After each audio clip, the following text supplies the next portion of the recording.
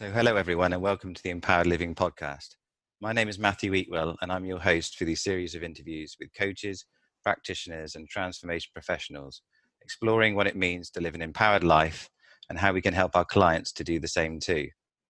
We'll be looking at themes such as self-worth, passion and purpose, finding our sweet spot as a coach, our niche, and how we can go about creating a purpose-driven business.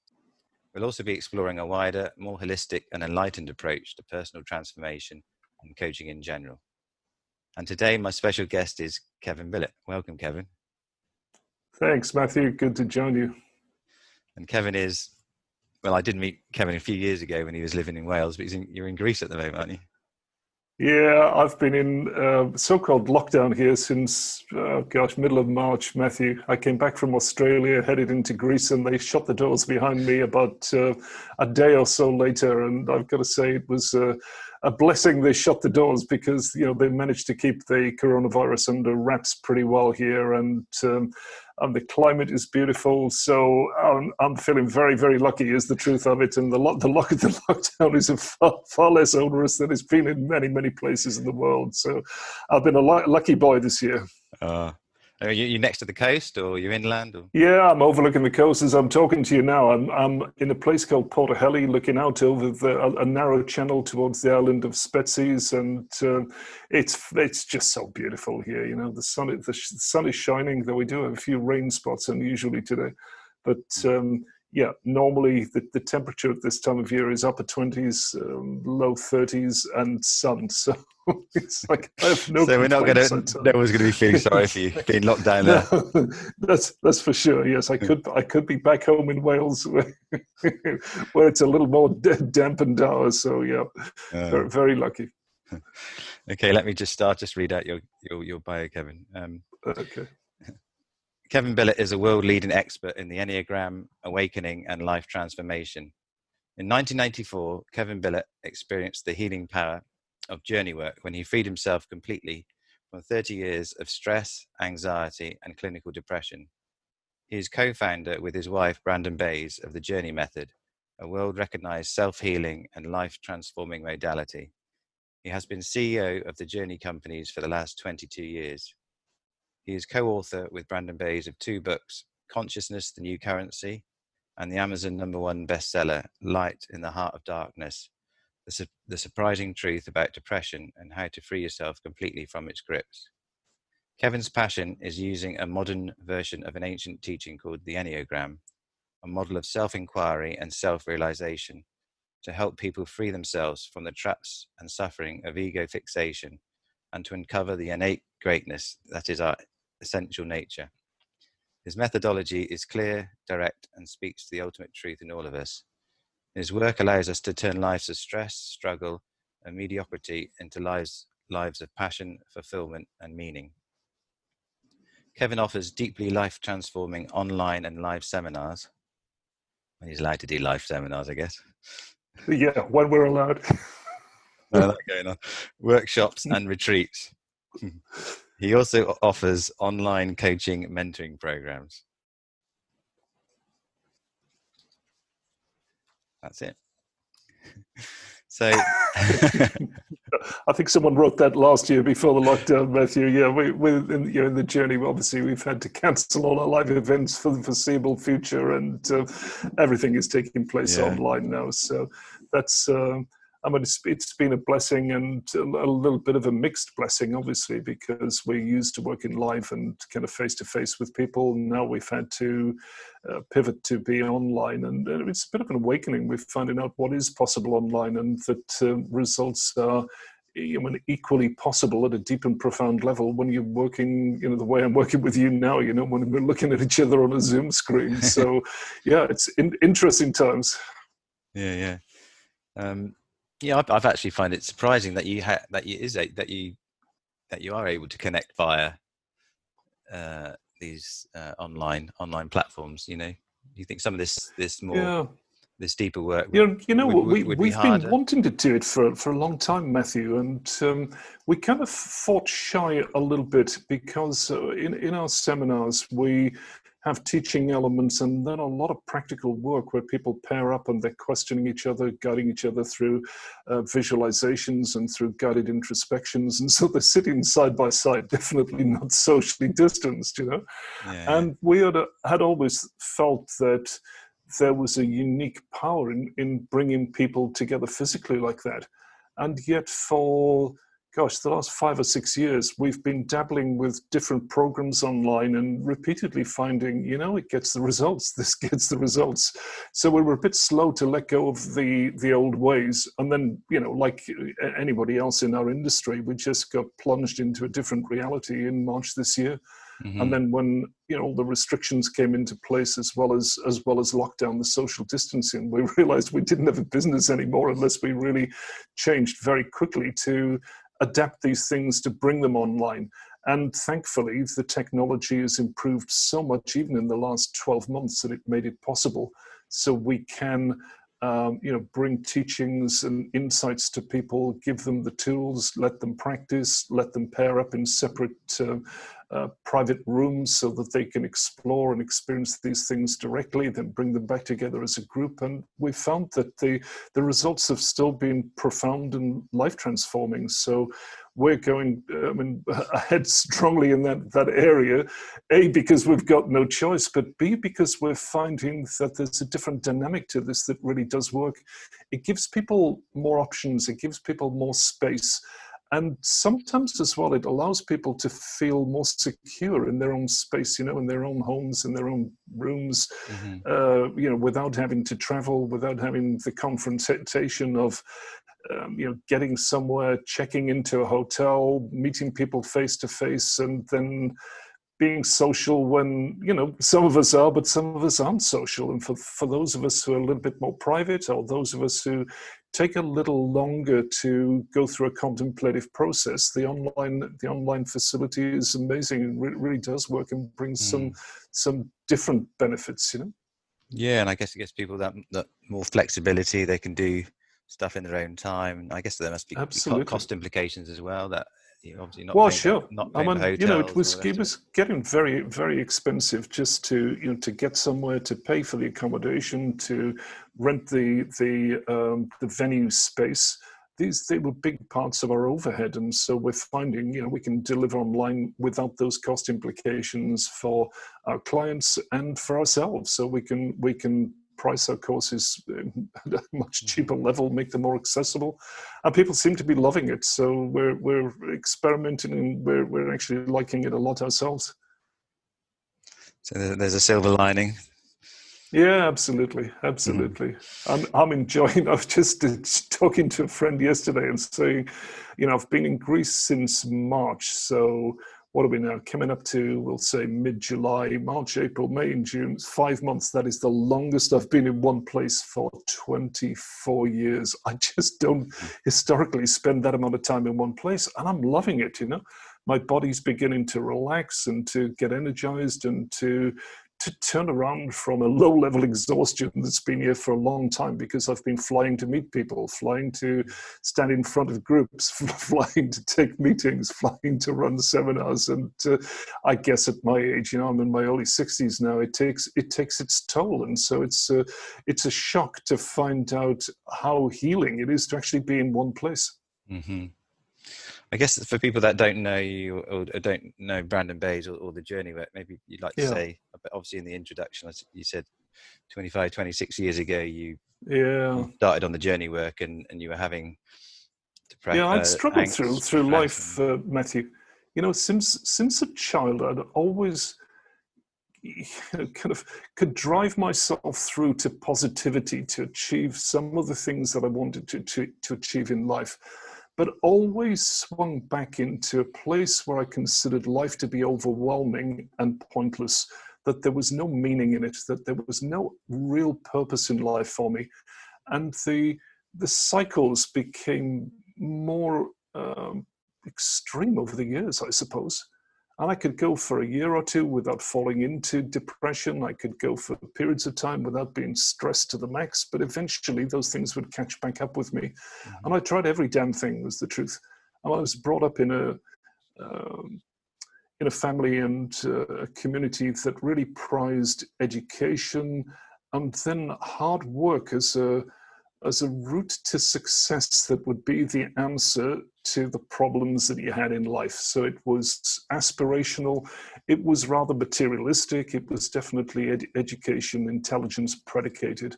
And so, of course, I went through all the motions with that and went through cycles of achieving goals and, I suppose, experiencing relative success by Western standards, quite reasonable success by other countries' standards, then probably, abundant success.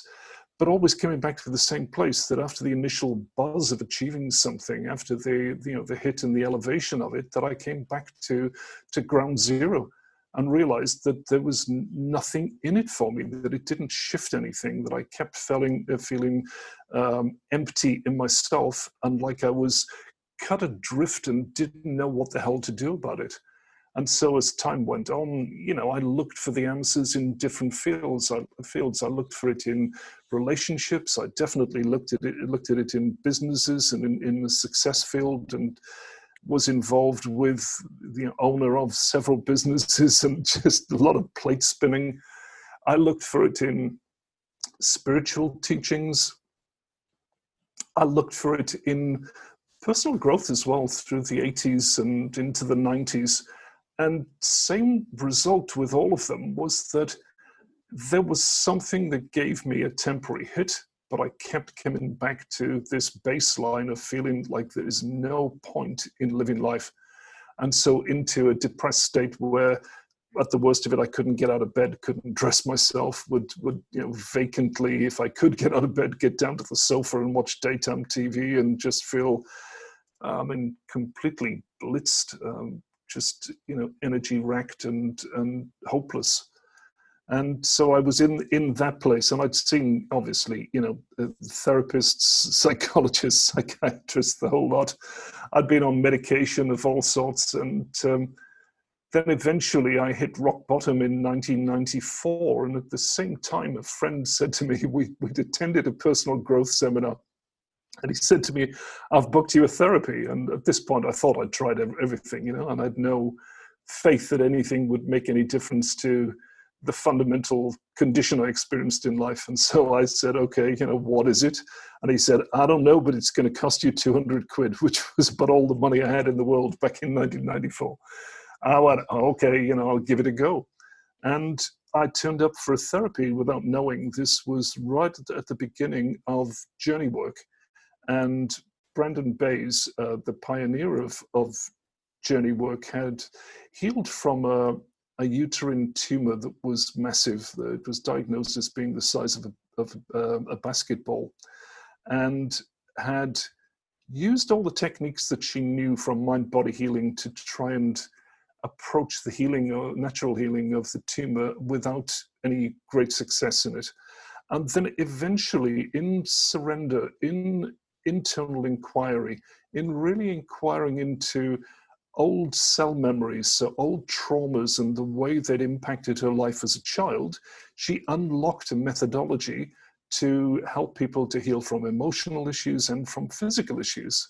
So I turned up for a therapy not knowing that this was brand new work developed out of Brandon's direct experience. And I was a crap client, truthfully, because it's an emotional process. It's an unlayering and an opening and letting go emotionally to uncover some of the root memories that you've kind of locked down on in life, that you've shut down on in childhood, that you've tried to cope with, you've tried to manage, you've tried to hold underwater, but some expression of it keeps kind of breaking up through life. And I wasn't very good at feeling emotions. I wasn't very good at following the instructions. But sure enough, after about a 2-hour session there, I walked out of the therapy absolutely blown away, knowing that I couldn't find depression anymore, that it wasn't in my body, it wasn't part of my consciousness, that it felt like it wasn't even available to me anymore.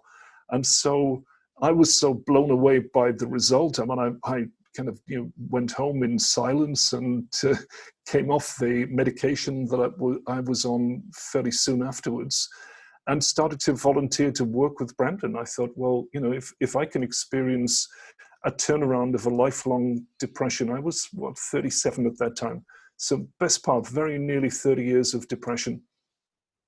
I thought, if my situation can turn around that fundamentally, that quickly, then this work needs to get out to other people in my state, in my condition, and with other conditions as well. And so I volunteered to work with Brandon to help her get the journey off the ground, and we became business partners first, and we fell in love after about 2 years and got married after about 3 years, and so we've worked together, and I full time with her since 1996, taking this modality wherever people are interested in, not just kind of putting a plaster over the wound and pretending everything is okay, but really diving in deeply to uncover the real causes of their current condition in life, whatever that condition is.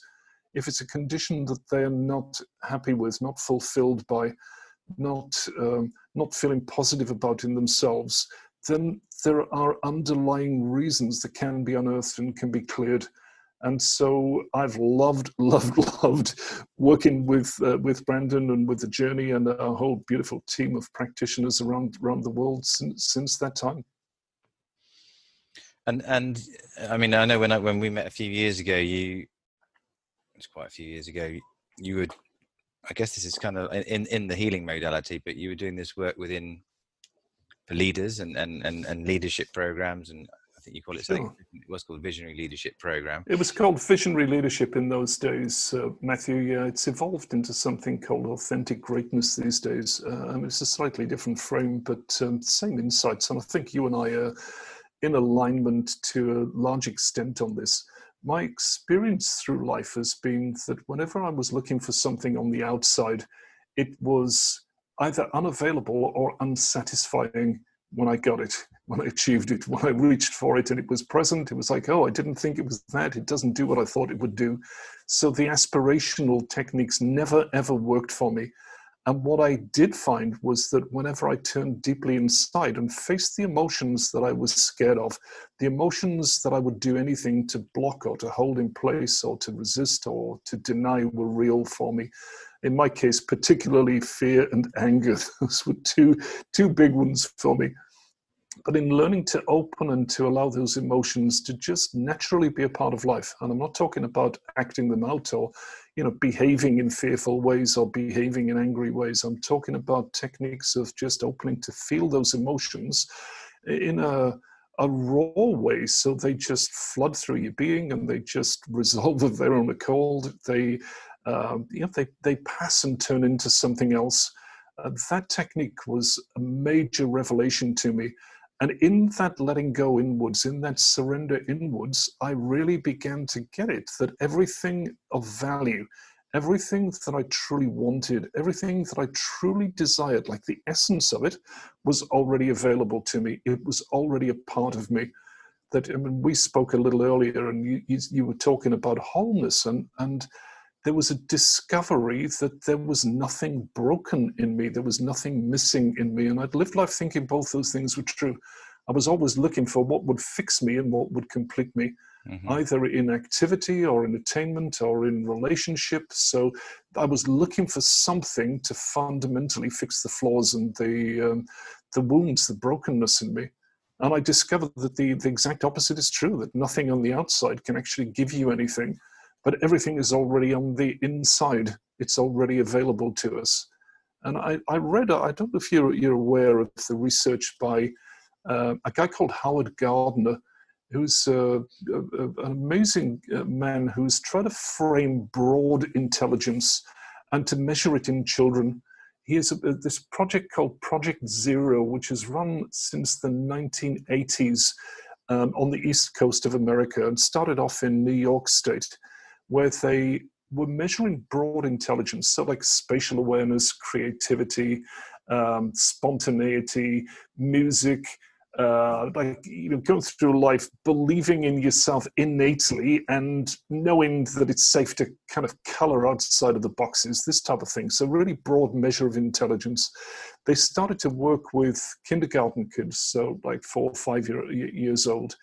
And according to their parameters, they found that mid 90% of the children were scoring at genius level. And so they went back to their parameters and went, no, the parameters are okay. And they said, well, okay, how can this be possible? You've got like 94, 95% of kids scoring genius. It's not possible. We must have hit special school, or we must be in the wrong socioeconomic group. And so they broadened the inquiries, and they found within 1 to 2 percentage points that they were getting the same results no matter where they went. And so, bemused, they started to work with older children. And what they found was that their percentage marks went down with age. So there was a distinct diminishment. By the time the kids hit 7 or 8, distinct diminishment. By the time they got to mid to late teens, they were down to 15% of the children scoring at the genius level. And when they followed it through to universities and went into early to mid-20s, the number was down to 2% scoring genius on this broad intelligence level. Mm-hmm. And so, I think it was a massive wake-up for them. It was a massive wake-up for me reading this. They tried to draw conclusions out of it. And they said, basically, we think the voice of reason covers over the greatness, covers over the genius, but that genius itself is available to anyone who's not born with congenital defects. That the greatness, the genius, the creativity, the artistic nature, the things that we aspire to in life, in terms of self-development, mm-hmm. that they appeared to be pre-wired into everyone who wasn't congenitally damaged at birth. Mm-hmm. But then increasingly, the environment and our conditioning overrode the genius, submerged the genius. And so, they called it the voice of reason. So in other words, as I understand that, if you tell yourself you can't, if you tell yourself you shouldn't, if your body cringes and retracts at negative criticism that's flung your way by authority figures, these all act as a diminishment to an innate greatness. Mm-hmm. For me, since reading this, it really crystallized my thinking into a real conviction that it just stood side by side with my own direct experience.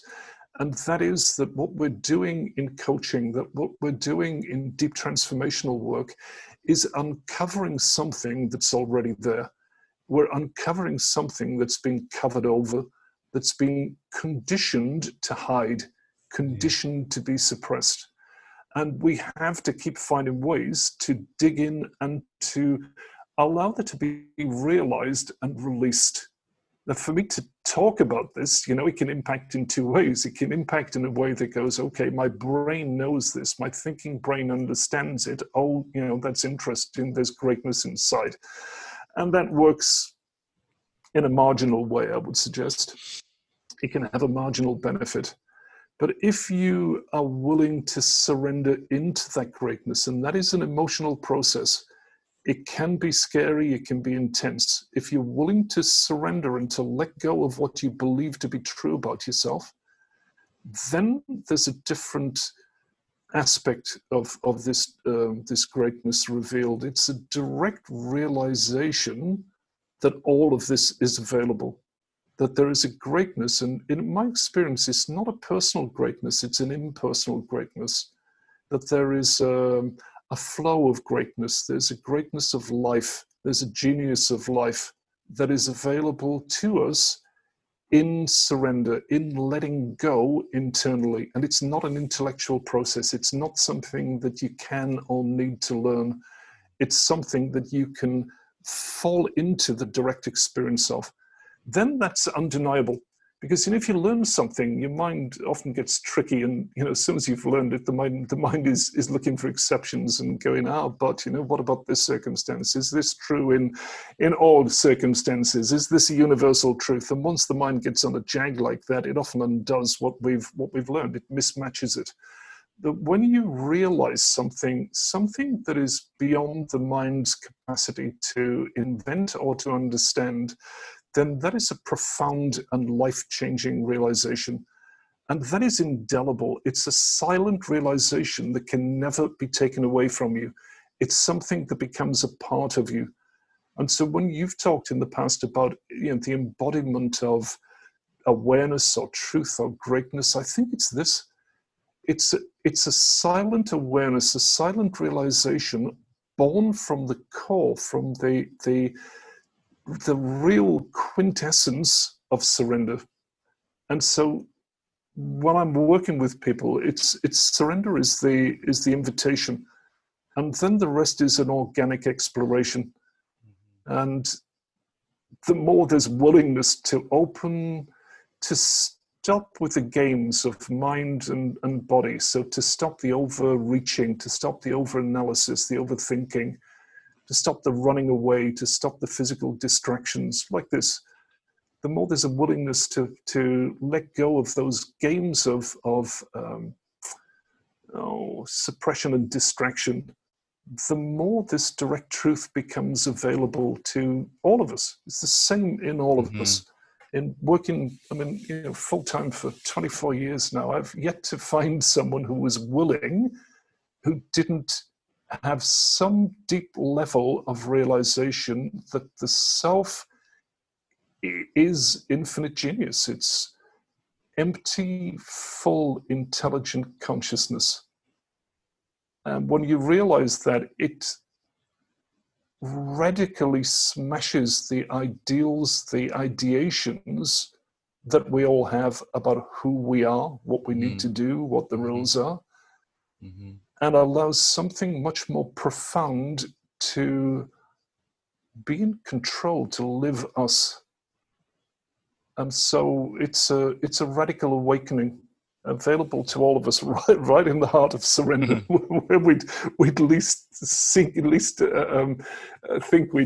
find it, at least be prone to seek it. So it's the way we work. I think it's a relatively unusual invitation.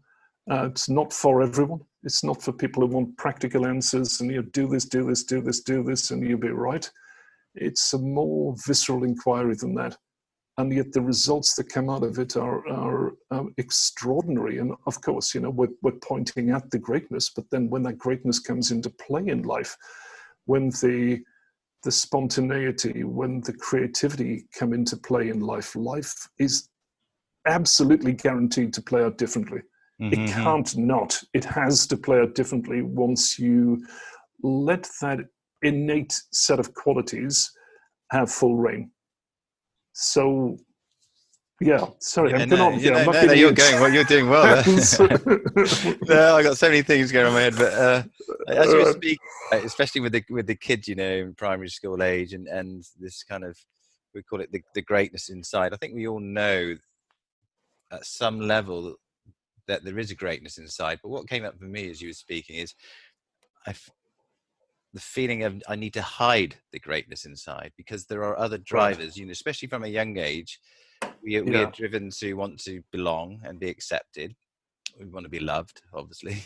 And sometimes, so there are other things that sometimes make you want to fit in and maybe sometimes hide your own greatness, not just from others, but from yourself. There's other, do you know what I mean? There's other factors at play to not always allow that to be seen or to be readily available.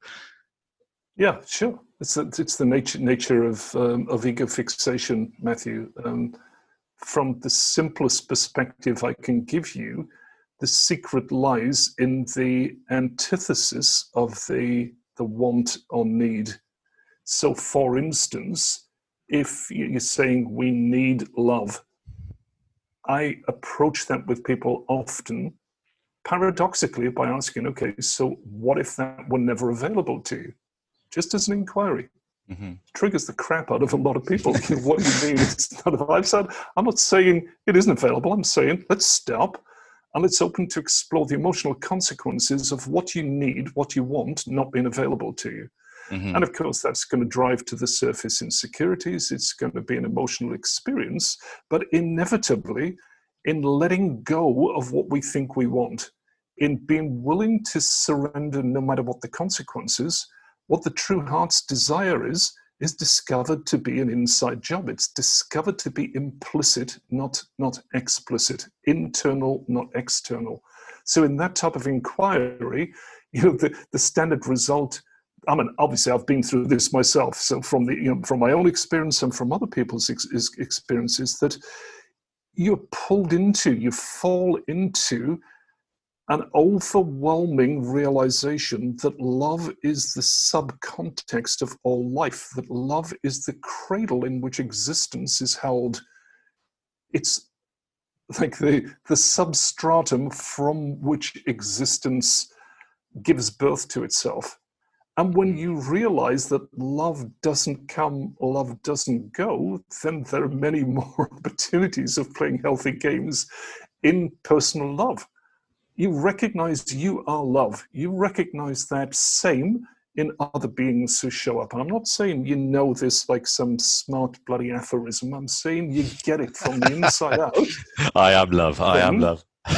yeah, it doesn't work, right? You can kid yourself that you know that for a short period of time. But I'm talking about something more radical here, about something really based on the S word again, on surrender. And if you kind of rug pull on what you cling to in life, if you make that temporarily seem unavailable, you'll find that it has always been a part of who you are, the essence of who you are. And then you show up in very different ways in life. You're not needy and looking for love from other people. You're not beating yourself up because you don't love yourself enough, but you judge yourself. It becomes, those games become ridiculous. They become a stupid joke. And for the first time, you can meet people in love without needing anything to move in that, without needing anything to happen, without needing anything from yourself, without needing to believe anything, to behave in any particular way, and without requiring that other person to move or to respond in an affirmative way. There's just love. And that's a different ballgame. That's a different experience of exploring any relationship, whether that's a work relationship, whether that's a social relationship, a familial relationship, or an intimate relationship. It's a very different base. And in my experience, much, much more healthy. I mean, previously, I think I had a lot of love in my life, but I couldn't feel it. It's like I was analyzing it, I was wrestling with it, I was second guessing it, I was never really allowing it up or out or in or anything. And so I knew people loved me because they told me they loved me and they showed me they loved me, but it didn't impact, it didn't go anywhere. And for 20 odd years, I live in awe of the amount of love in my life, and it doesn't need to express in any particular way. I Yeah. love the people I work with. I genuinely love the people I work with. I love my family. I love my wife. And it's not predicated on them behaving in any particular way. I just love them because love is here. Mm-hmm. And, to say I love myself isn't quite accurate. I'd say there's more self-love here, but there's just love present. And then, activity takes place. The shit of life hits the fan sometimes, and still the realization of that love is immutable. So it's not that I'm, blissed out and lovey-dovey and wearing my heart on my shoulder. It doesn't play out like that. It's just a recognition, a fundamental recognition, and then no matter what life does, that is still here. So it's a practical as well as a profound realization. Mm-hmm. So then, in this type of surrender, for instance, if I wind the clock back a few months, I was in Australia, we were watching what was happening in China. At first I thought, okay, so, is this another false alarm? Is this another version of some flu that we're all going to be laughing about in 2 or 3 months' time? And it became obvious that wasn't the case. And this was the beginning and the early stages of a serious pandemic, then obviously fear of death comes up. And so using these techniques, I would encourage anyone, and I do it myself, just to stop and to open and go, okay, so fear of death is here. And in meeting that fear of death, there's a clarity. Going, okay, you know what, this is outside of my control. I'll behave responsibly. I'll behave in the healthiest ways I know how, given current understanding.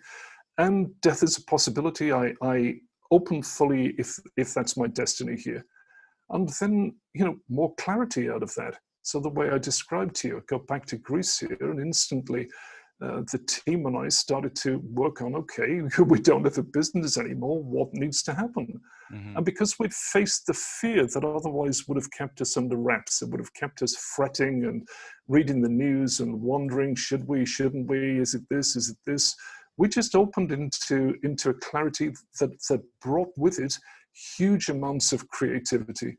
And we reinvented the business in a period of about 6 to 8 weeks. This is, it's a business that's been going since the mid-90s, and all of a sudden the rug's pulled. Mm-hmm. But, we're not in panic. We're in a place of inspiration. We're in a place of gratitude for where we're at. And I realize this is not the same for a lot of other people in the world. So I'm thankful for that. I recognize that. And yet, in meeting the turmoil, in meeting the emotional consequences of current circumstances, it's a practical example of allowing this inspiration, greatness, creativity to flow and to create something new, to create something healthy. Most of us, I think, Matthew, we want it's simple answers that someone else can give us, which is basically linear and goes, if you think this way, if you do this and behave like this, then there's the answer to all your problems. And throughout my life, I've tried that, and my experience doesn't work, doesn't give lasting results. What you learn can be unlearned, but what you realize at a fundamental level can never change, can never be taken away from you. And I think there's a prime difference here. Yeah, so everything I do in coaching wants to bring people back to that. I really want them to wake up to the truth of who they are, what they are, the wholeness that's here, as a direct experience, not as an ideation, not as you drink the Kool-Aid and you keep repeating aphorisms. It doesn't do the job. So, anyway, I'm prattling on again, Matthew, and I'm not giving you much of a chance. I don't know.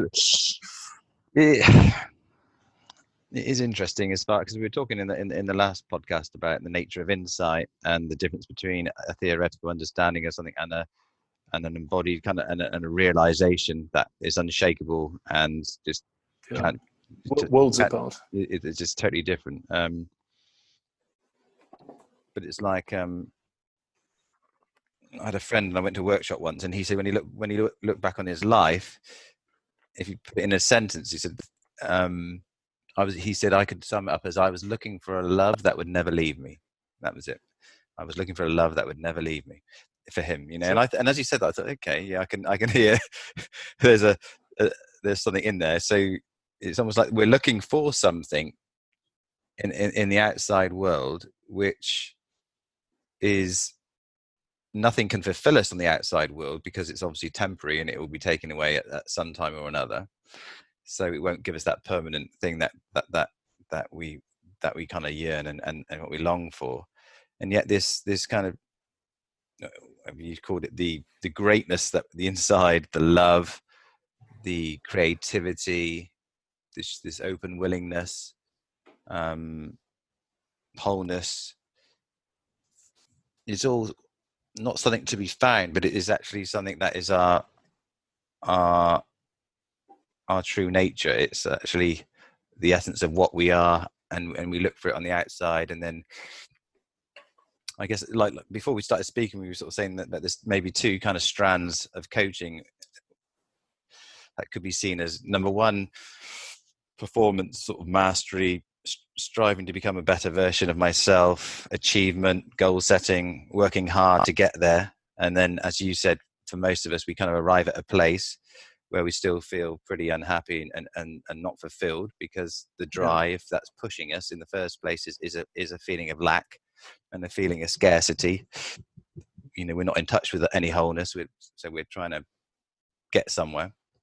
And then there's the other strand of coaching, which is like you're speaking about, kind of uncovering and realizing this perfection and well-being that's already here. There's this kind of wholeness, but to get there, the kind of the how side of things is to kind of remove the false beliefs and the contractions and the conditioning, as you said, about with the kids, the environmental stuff, the conditioning that's taken on, that covers up covers up the greatness inside, as you called it. And what you're offering is a way of, if I understand you correctly, kind of undoing the conditioning, but not on a mental beliefs level, but on a emotional level, where and maybe you want to talk about this, because sometimes there can be this sort of discrepancy between how. This goes back to another kind of podcast where we talk about healing the shadow, where we kind of deny these things about us. We like to hide them. These, as you would call them, avoided emotions, emotional no-go zone, where we kind of pretend that we don't have issues with things to ourselves. We hide this, and this is our shadow playing out by doing the opposite behaviors. Yeah. So sure. If I'm feeling vulnerable, I'd be larger than life and say, "Oh, hey, look at me! I'm bravado and all the rest of it." So it's needing to kind of get down to that deeper level of the things we want to avoid. But for you and for a lot of people, that only seems to happen when you hit rock bottom. I don't think everyone needs, but there was a moment, from what you've said, a moment of surrender when you hit rock bottom. So, okay, well, I've got nothing to lose. There's no hope left for me anyway. So why not open up? Why not open up to this? I think it's true for a lot of people, actually, Matthew, that they have to get to a certain level of pain before they have enough leverage on themselves to tell the truth that their games don't work, that their strategies are ineffective and are not producing what they want them to produce in life. So there is a truth in that, and I have no idea how true that is for any given populace. And numbers of people who come to me, sure, have got at least frustrated and at worst kind of hopeless and desperate that what they're doing isn't working in life, that they're feeling like shit in one way or other, and they want to find a different way. But you see, what I'm pointing at here is direct inquiry into the nature of truth, of self. And that's not predicated on anything other than the willingness to self-examine and to tell the absolute truth about what's here, what's present, what shows up. Then the nature of what is deepens automatically when we inquire into the superficial. The roles fall away, our personifications, identifications fall away, and there's a natural unlayering as we inquire into the nature of who we are and what is. That isn't predicated on anything other than the willingness to go, okay, stop the games, stop the pretenses, and tell the damn truth of what's here. Mm-hmm. So that's the most direct route into self-realization that I'm aware of. Anything else is some form of postponement through, practice or procrastination of some sort or other.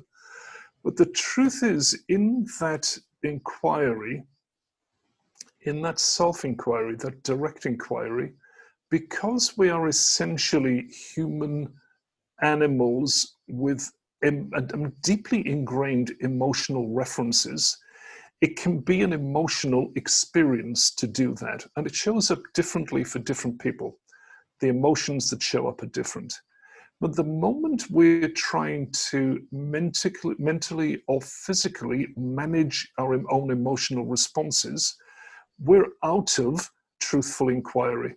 We're into some unconscious or conscious ego manipulation of our own feelings, emotional states. And we're back in a loop that is anything from unsatisfying to self-destructive.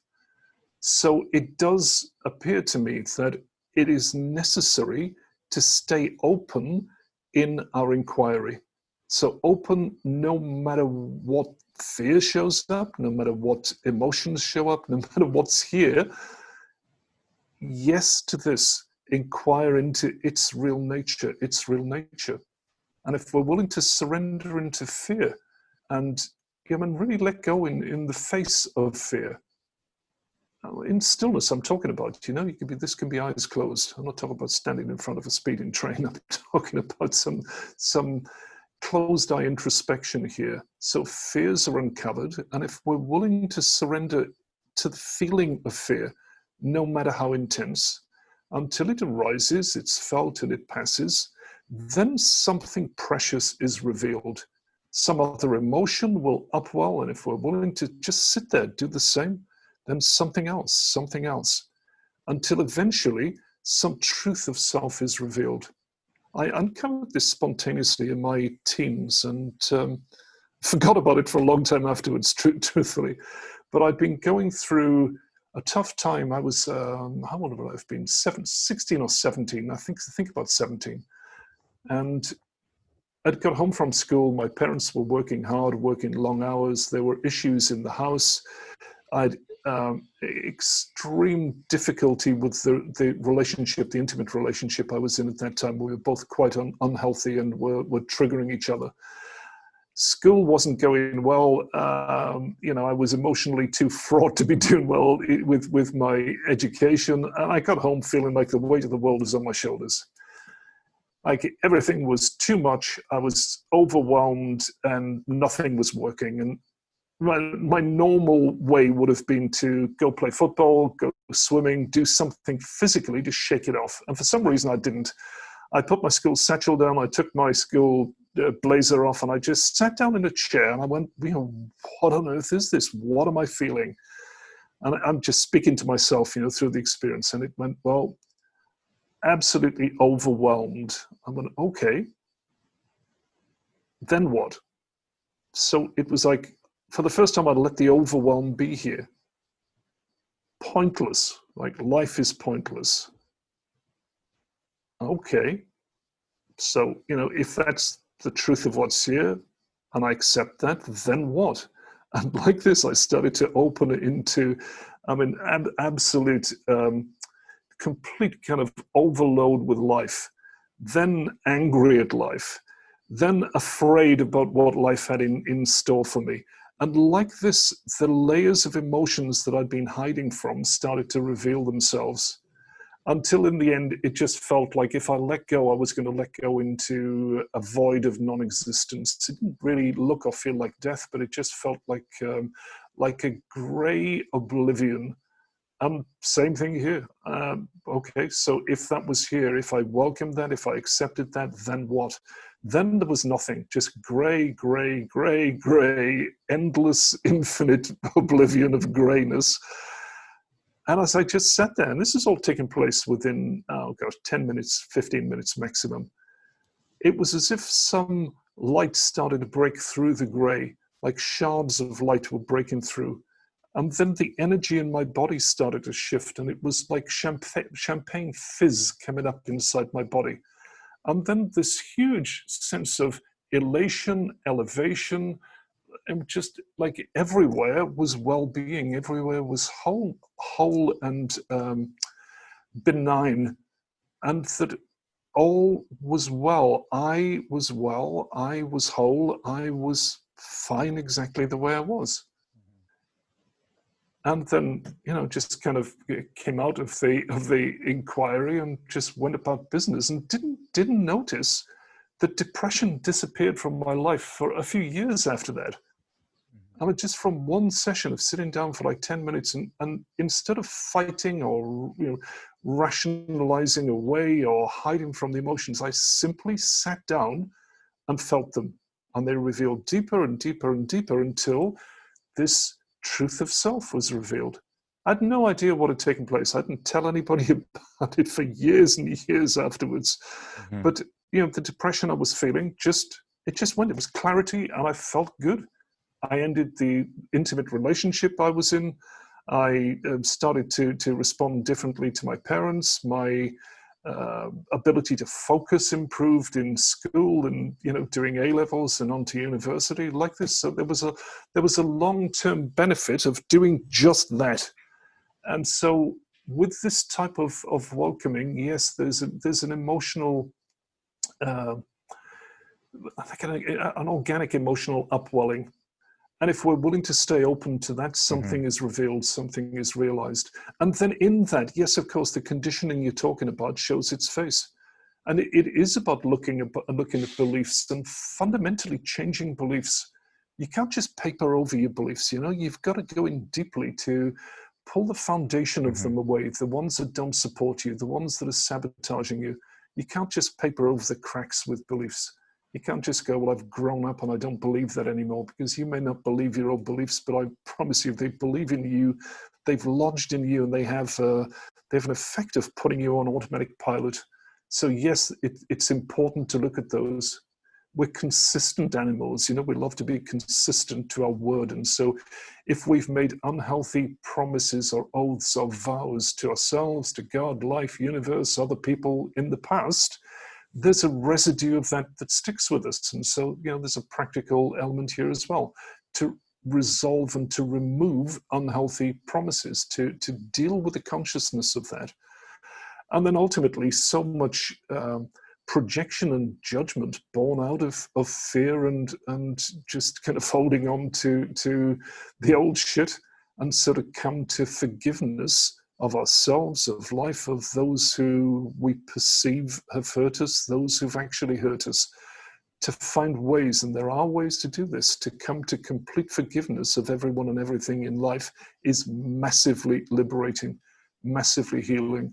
So yes, there's a distinctly emotional part to this type of inquiry, and there is also practical work that you can do when you open to the depth of being that I'm talking about. The possibility for transformation becomes truly profound, because our thinking minds are out of the way. Our minds get it that they're not in control, that they're limited devices. They've got fantastic uses, but sorting ourselves out of making us happy in life. And it's not normally the mind's most successful job. But with the mind out of the way, things can take place at a really fundamental and profound level that lasts. I'm interested in really showing people how they can find lasting transformation, not transformation that you have to beef up every 5 minutes with some kind of aphorism or chest beating. I can, I must, I will. I have no interest in that. I've no interest in inspiring people temporarily. I have a real interest in people uncovering the deepest truth of their innate capacity. And that capacity is shocking to most of us in its beauty, in its power, in its greatness. So that's what I'm passionate about, Matthew. And the greatness, the greatness inside. You're passionate about, I think. I want to say one thing on that as well. I'm sorry to interrupt you there, but one thing is that you were saying, we're afraid of that greatness coming out. We've got kind of pastiche visions of what that greatness plays out like. And in my experience, that type of greatness doesn't even need to be seen. It doesn't need to boast. It doesn't need to brag. It doesn't need to show off. It has no way to elevate itself above someone else's version of greatness. So in my experience, it evokes some humility, some gratitude, and it expresses very differently than the what would you call them? The kind of traditional trapped visions of greatness that we associate with ego. It's kind of the opposite of that. Yeah, I think there has to be. It's a tricky one, because we all want to be everything that we can be in life. When you're talking about an empowered living, empowered life, to me that means you want to feel fully alive. You want to be everything that you can be in life, and in your heart you long to be, without limits, to be able to fully express yourself, to feel this kind of a natural love and abundance. This is all kind of what we want. But at the same time, most of us are identified with our thoughts and feelings and body sensation. We're exclusively identified. We have no sort of memory beyond there being any greatness within that's not, because we're so mind based. So for me, it takes a hell of a lot of courage to let go of that mental framework, and if you say just to stay open and brutally honest and feel the power of the moment, whatever form that moment takes, even if it means, even if there's extreme fear or something coming up, to have the capacity to just be fully with the moment without resisting the moment, because obviously there's a fear that will be too overwhelming, and that would be the end of me, if Sure. So that's a fear for all of us. So two things here, Matthew, as I understand the point you're making here. The first thing is that we all, I think, do want to embody, to express this type of greatness. The mistake we make is in reaching for it, in thinking we've got to do something, change something, be different in order for that to be here. Well, the truth is you can't reach for this because it's already omnipresent. And so, yes, the invitation then is to explore in a different way. And so, second point here, this courage to stop and open and feel is, at least at first, best approached as an experiment. To just say, okay, in this moment, just as an experiment, am I willing just this once to let go? To let go of my beliefs, to let go of control, to let go of the mask that I've been wearing, to let go of the need to know, to understand. Am I willing to let go of the things I've been clinging to just now, just for this exploration, and then see what comes out of that? Because in the moment we make that decision, yes, powerful emotions can be experienced, but the body gets it, the being gets it. Oh, this actually isn't so bad. This is not what I feared it would be. Because if I can guarantee one thing, is this: your fears, when met, do not manifest the way you fear they will manifest. Mm-hmm. It's a different experience. And so if we're just willing to explore, then we get it. What? Okay, this is survivable. This isn't that bad. Okay, it's overwhelming emotionally, but I'm not fighting it. I'm allowing the body, the being, to be overwhelmed emotionally. Guess what? That's actually doable. That's actually survivable. And in the end of it, it's, there's some normally deep or even profound realization. And guess what? Something survived. I survived. Okay, so next time there's a call for the experiment, well, it's known that is survivable. It's known that you went through it once, that you survived it. So it gets easier the second time, and even easier still the third time. So if we treat it as an ongoing experiment, and in between, we may resist life, we may come up with our ego games and, duck and dive in the way we used to, but there's always a point where we can go back and say, okay, for this moment, I choose to let go. I choose this form of direct exploration. And then it becomes so easy. And we realize that the games actually are the cause of all the suffering in our lives, not the cause of all the pain, but of all the suffering. The games we play to avoid emotions actually set us up for suffering. They're entirely counterproductive. It's a huge paradox. And it just becomes too painful to play those games. So the natural and only sane response is to meet the pain now, so that it doesn't get protracted over a damn lifetime. Because that's what most of us do. It's what I did for the biggest part of my life, trying to manage the pain so that eventually it would subside. But it doesn't. It comes in waves. It comes in cycles. And it never fully goes away until we stop and recognize it and surrender completely into it. Then guess what? It's like, okay, there's no more fight here. Damn, there's a paper tiger all along. Something else is possible. Something is realized. There's a different way of living life here, born from a realization that who I am is untouched by circumstance and by emotional tumult.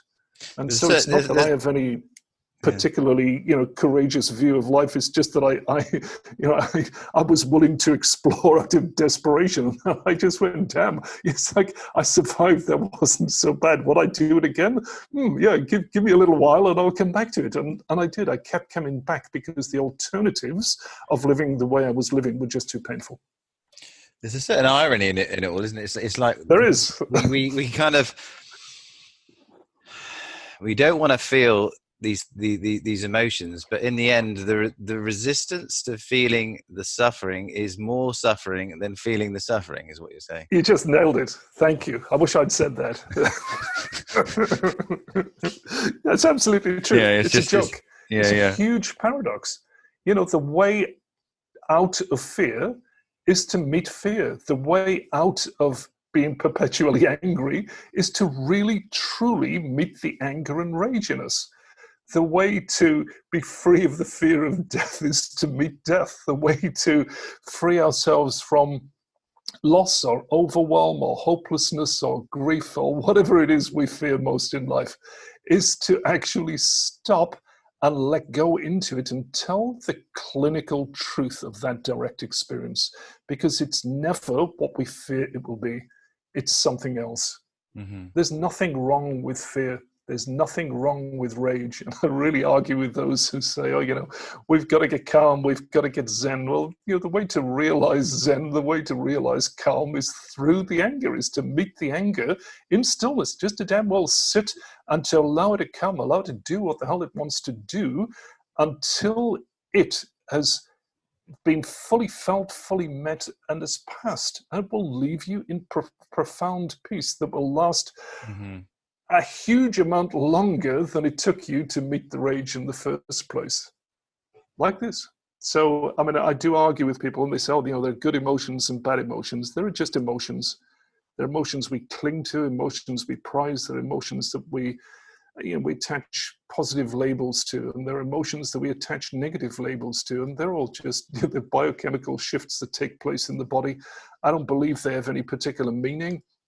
They're upwellings, bioelectrical changes. And if you sit and go, yes, this is okay in this moment, it is a huge step in radically transforming your perception of life, your perception of yourself, and the capacity you have to live life in a completely transformed and whole way.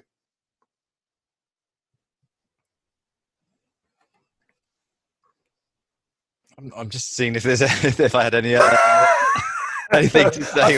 I thought you were dumbstruck then. I thought you were feeling some emotions. I was suddenly had a moment of enlightenment. It was just boom.